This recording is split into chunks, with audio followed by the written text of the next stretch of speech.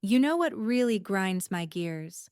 When a cabinet member goes on a goddamn podcast and accidentally confesses that everyone in power is probably on a sex trafficker's blackmail tape. Listen, I've seen some shit in my time covering politics, but nothing, and I mean nothing, quite prepares you for the moment when a sitting Commerce Secretary decides to hop on a podcast like he's shooting the shit at a dive bar and casually drops the bombshell that Jeffrey fucking Epstein was the greatest blackmailer ever. The audacity. The sheer, unfiltered stupidity of it all makes my blood boil hot enough to cook an egg on my forehead. As Simone de Beauvoir once observed, one is not born, but rather becomes a woman. And apparently, one is not born a bumbling dipshit, but rather becomes one through years of practice and a commerce secretary position. Howard Lutnick, Trumpty Mouth Anus's hand-picked guy to oversee American commerce, sat his ass down for an interview with the New York Post and proceeded to shit all over the administration's carefully constructed wall of denial. The smell of desperation and cover-up hangs thick in the air, like rotting garbage baking under a July sun. Picture this. It's a Tuesday morning in the White House. Coffee's brewing, that bitter, burnt smell permeating the halls. Senior staffers are gathered in the Chief of Staff's office, probably nursing hangovers and ulcers in equal measure. The morning briefing should be routine, schedule review, maybe some crisis management about whatever diplomatic shitstorm needs handling. Instead, they're all staring at their phones, jaws on the fucking floor, because their commerce secretary just went rogue on a goddamn podcast. The massage room confession. That nobody asked for Lutnick didn't just dip his toe in the water. He cannonballed into the deep end wearing concrete shoes. That's what his MO was. You know, get a massage. Get a massage. And what happened in that massage room, I assume, was on video. The casualness of it is what gets me.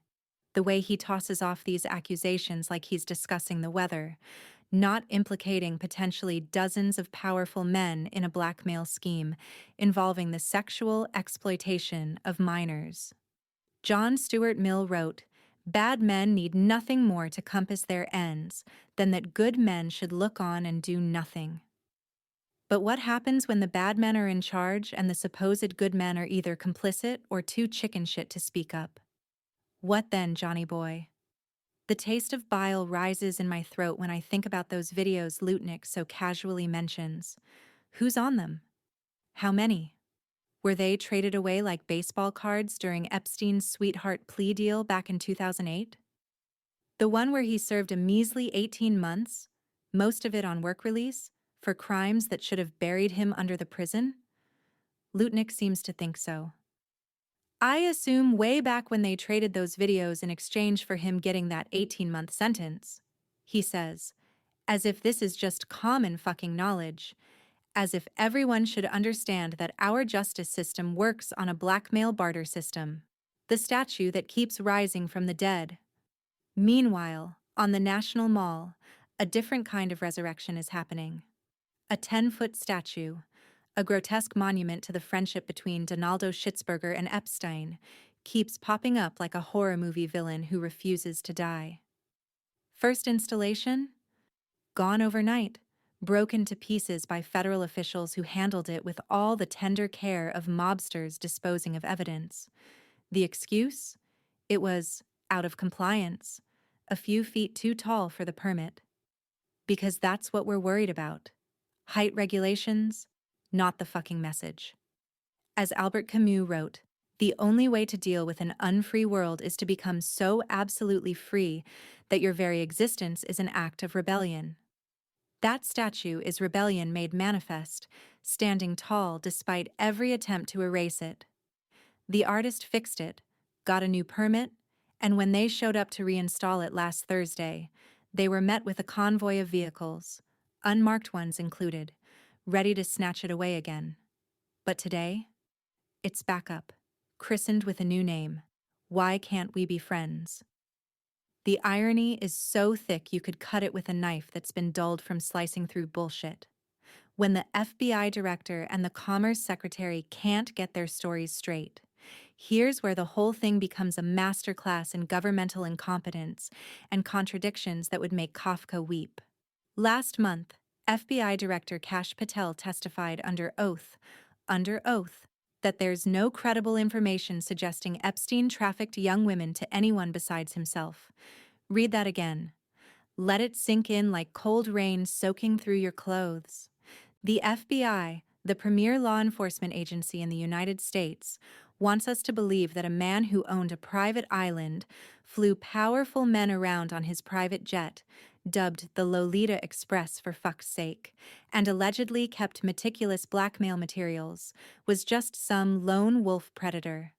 Then along comes Lutnick, contradicting his own administration's official position with the confidence of a drunk uncle at Thanksgiving. This guy was the greatest blackmailer ever, blackmailed people. That's how he had money.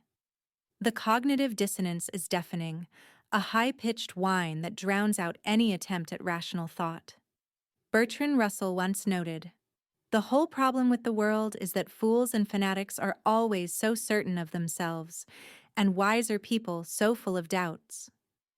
But what happens when the fools are running the show and the wise have been silenced or sidelined? We get this clusterfuck of a situation where a commerce secretary spills his guts about blackmail tapes while the FBI plays see no evil. The questions that won't die. Congressman Robert Garcia, ranking chair of the House Oversight Committee, isn't letting this slide. He sent a letter demanding Lutnick testify before committee staff, given his apparent first-hand interactions with Epstein and knowledge of his crimes. First-hand interactions. Let that phrase roll around in your mind like a marble in an empty can. The Commerce Secretary knew Epstein. They were neighbors. And now he's out here speculating about blackmail tapes and plea deal negotiations like he's got inside information.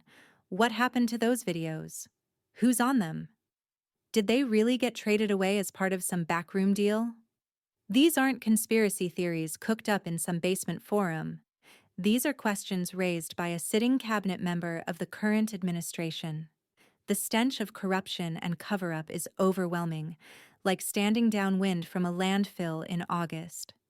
John Rawls argued for a veil of ignorance when considering justice, that we should make decisions as if we don't know our position in society. But there's no veil here, no ignorance. The powerful protect the powerful, and the rest of us are left choking on the smoke from the evidence they're burning. The uncomfortable truth. We all know, Peter Singer wrote, if possessing a higher degree of intelligence does not entitle one human to use another for his or her own ends, how can it entitle humans to exploit non-humans for the same purpose? Swap out intelligence for power or wealth, and you've got the Epstein scandal in a nutshell. The powerful believed they were entitled to exploit the vulnerable, and when caught, they deployed their resources to minimize consequences. That statue on the National Mall? It's not just art. It's a middle finger to everyone who's tried to memory hole this story. It's a reminder that we see what they're doing, that we're not fooled by the misdirection and the contradictions. Every time they tear it down and it goes back up, it's a testament to the fact that truth has a way of resurfacing, no matter how deep you try to bury it. The White House senior staff meeting that Tuesday morning must have been absolute chaos. Coffee cooling in mugs, the acrid smell of panic sweat, and everyone wondering how the fuck they're supposed to spin this. Because when your own Commerce Secretary contradicts your FBI director and resurrects questions about blackmail tapes involving God knows who, you've got a problem that can't be fixed with a press release and some carefully worded non-denial denials. As Isaiah Berlin observed, liberty for wolves is death to the lambs.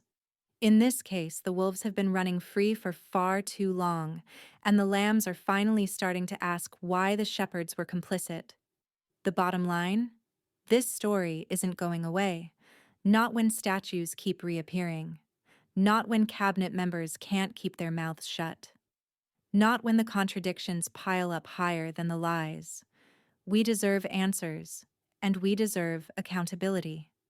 Anything less is an insult to every victim of Epstein's predation and everyone who's been gaslit into believing there's nothing more to see here. Move along? Fuck that. We're staying right here until someone tells the truth. Citations: Wall Street Journal, Josh Josie, White House officials react to Lutnick interview. WSJ Twitter, 2025. 2. National Park Service, statement on statue removal. Installation removed for non-compliance. Official NPS communication, 2025. Buying cannabis online is now legal and incredibly convenient. For years, buying cannabis meant taking a trip to a dispensary, dealing with long lines, limited selection, and inconsistent pricing. But thanks to changing laws and innovative online retailers, buying high-quality THC products is now 100% federally legal and more convenient than ever. And when it comes to quality and reliability, Mood is leading the way. Because they've completely flipped the script on cannabis shopping. Instead of memorizing hundreds of confusing strain names, like Gorilla Glue and Purple Monkey Breath, you simply choose how you want to feel: creative, social, focused, relaxed, happy, aroused, and more. Each gummy is formulated with the perfect blend of Delta-9 THC and botanicals to deliver the perfect mood. Want a great night's sleep? Try the Sleepy Time Gummies. Need laser focus? Mind Magic Gummies have you covered. Hotter sex? Try the Sexual Euphoria Gummies. It's cannabis shopping that actually makes sense for normal people. 20% off your first order.